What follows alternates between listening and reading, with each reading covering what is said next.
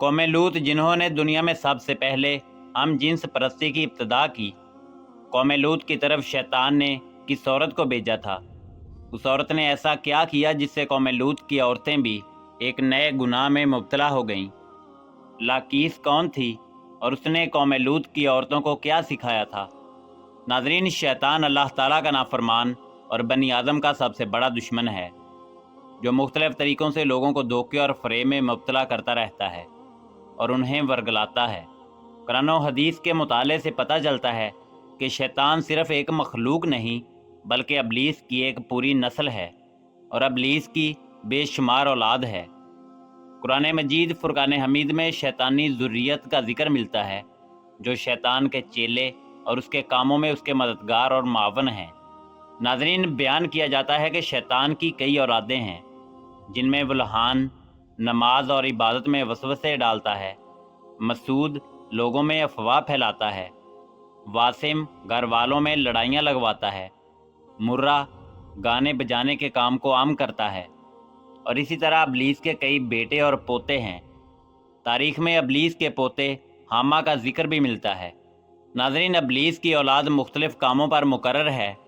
شیطان کی ان اولادوں اور ذریت میں ایک نام لاقیس کا تاریخ میں موجود ہے۔ بعض روایات کے مطابق لاقیس شیطان کے بیٹے یا پوتے کا نام ہے، اور بعض کے مطابق لاقیس دراصل شیطان کی بیٹی ہے، جسے ابلیس نے ایک خاص ڈیوٹی پر مقرر کرتے ہوئے قوم لوط کی طرف بھیجا تھا۔ قوم لوط دراصل تاریخ کی ایک طاقتور اور مالدار قوم تھی، جو اردن کے علاقے میں آباد تھے۔ یہاں سرسبز و شاداب وادیاں تھیں، جن میں سدوم اور عمورہ کے نام سے 2 علاقے تھے۔ ناظرین، ابلیس نے اہل سدوم کو اس طرح گمراہ کیا کہ شیطان ایک دن انسان کی صورت میں سدوم کے لوگوں کے پاس آیا اور ان سے یہ کہنے لگا کہ مرد مردوں کے ساتھ شہوت کریں، لیکن ان لوگوں کو یہ برا عمل بہت پسند آیا، لہٰذا یہ لوگ آہستہ آہستہ اس عمل کے عادی بن گئے اور وہ روزانہ لڑکوں سے بدفعلی کرنے لگے، یہاں تک کہ اگر کوئی مسافر سدوم کے علاقے سے گزرتا تو وہ لوگ اس کو پکڑتے اور اس کے ساتھ بدفعلی کرتے اور اسے اپنا شکار بنا لیتے۔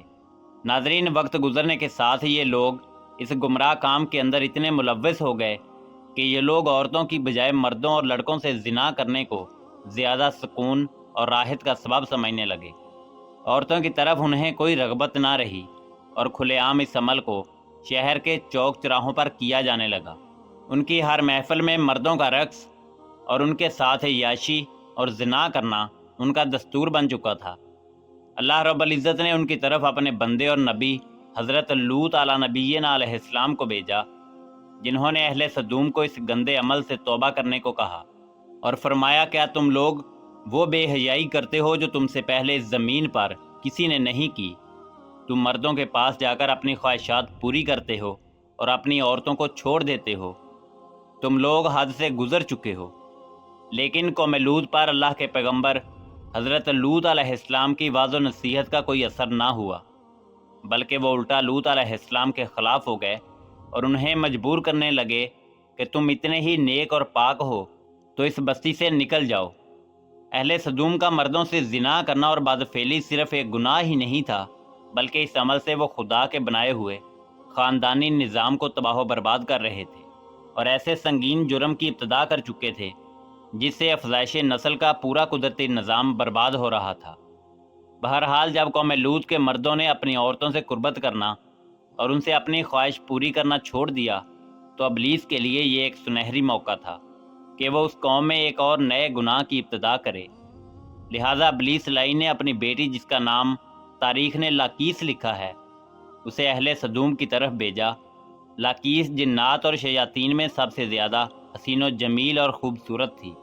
ابلیس نے اسے حکم دیا کہ وہ ایک خوبصورت عورت کی شکل اختیار کرے اور قوم لوط کی ان عورتوں کے پاس جائے اور انہیں ہم جنس پرستی کا یہ کام سکھائے جنہیں ان کے مردوں نے چھوڑ دیا ہے۔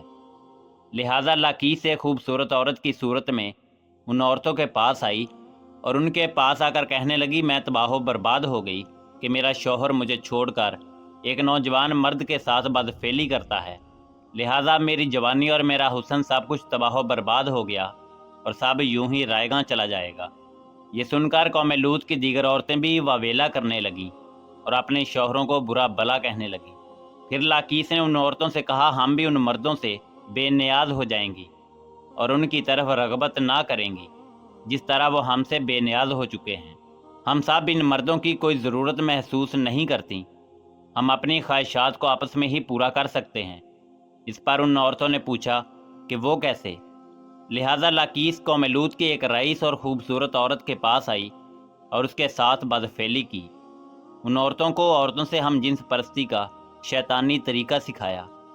اس رئیس عورت کو یہ عمل بہت پسند آیا، لہٰذا وہ عورت سدوم اور عمورہ کی دوسری عورتوں کے پاس گئی اور ان سب کو بھی اس طرح کرنے کو کہا، اور عورتوں کے درمیان ہم جنس پرستی کے اس طریقے کا آغاز ہوا۔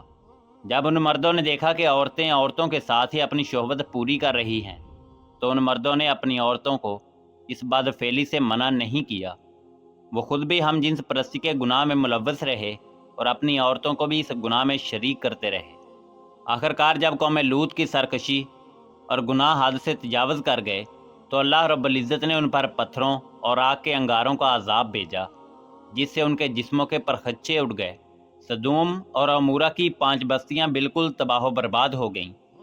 سدوم اور عمورہ اور ان علاقوں میں ہونے والے ہم جنس پرستی کے گناہ کا ذکر نہ صرف اسلام بلکہ تورات اور انجیل میں بھی موجود ہے، جس میں ان علاقوں یعنی سدوم اور عمورہ کو سٹیز آف سنز یعنی گناہوں کی بستیاں کہا گیا ہے۔ اس کے علاوہ قدیم صحیفوں اور یونانی تاریخ میں بھی سدوم اور عمورہ کے اس گناہگار شہروں کا ذکر موجود ہے، جس کے مطابق سدوم اور عمورہ تاریخ انسانی کے وہ پہلے علاقے تھے جہاں سے ہم جنس پرستی کا آغاز ہوا تھا، اور ابلیس کی بیٹی لاکیس نے بعد میں اس گناہنے گناہ میں مزید اضافہ کرتے ہوئے وہاں کی عورتوں کو بھی ہم جنس پرست بنا دیا، جسے دور جدید میں لیسبین کا نام دیا جاتا ہے۔ سدوم اور عمورہ کے بعد ہم جنس پرستی کی یہ بیماری قدیم مصر، یونان، چین، افریقہ اور یورپ میں بھی پھیلتی چلی گئی۔ دور جدید میں یورپ اور امریکہ نے ہم جنس پرستی کی سب سے زیادہ حمایت کی، جو ترقی یافتہ معاشروں میں بھی بحث کا موضوع بنا ہوا ہے، اور اس قانون جرم کو حقوق انسانی میں شمار کرنے کے مطالبے کیے گئے۔ دراصل اللہ رب العزت نے ہر جاندار کے نر اور مادہ جوڑے پیدا فرمائے ہیں۔ یہ نر اور مادہ نسل کی بقا کے لیے ان کا آپس میں جنسی ملاپ قدرت کے قانون کے عین مطابق ہے۔ انسانی قانون کسی حال میں بھی قانون الہی کا بدل نہیں ہو سکتا۔ قانون الہی کے فائدے اور برکات کو کسی انسانی قانون کے ذریعے حاصل بھی نہیں کیا جا سکتا۔ ناظرین، آج اس جرم کے حامی ہم جنس پرستی اور لیسبین کمیونٹی کو سماج میں درجہ دینے پر خوشی منا رہے ہیں اور داد تحسین حاصل کر رہے ہیں، لیکن قرآن و حدیث ہمیں یہ درس دیتا ہے کہ حضرت لوط علیہ السلام کی قوم بھی اسی طرح خوشی منا رہی تھی اور وہ بے حیائی کا مظاہرہ کر رہی تھی، لیکن جب اللہ کی پکڑ ہوئی تو وہ قوم نیست و نابود کر دی گئی۔ ناظرین، اسی امید کے ساتھ اجازت دیجیے کہ آپ کو ویڈیو پسند آئی ہوگی۔ ملتے ہیں بہت جلد ایک نئی تاریخی، تحقیقی اور معلوماتی ویڈیو کے ساتھ۔ دیکھتے رہیے info@ali۔ اللہ رب العزت آپ کا حامی و ناصر ہو۔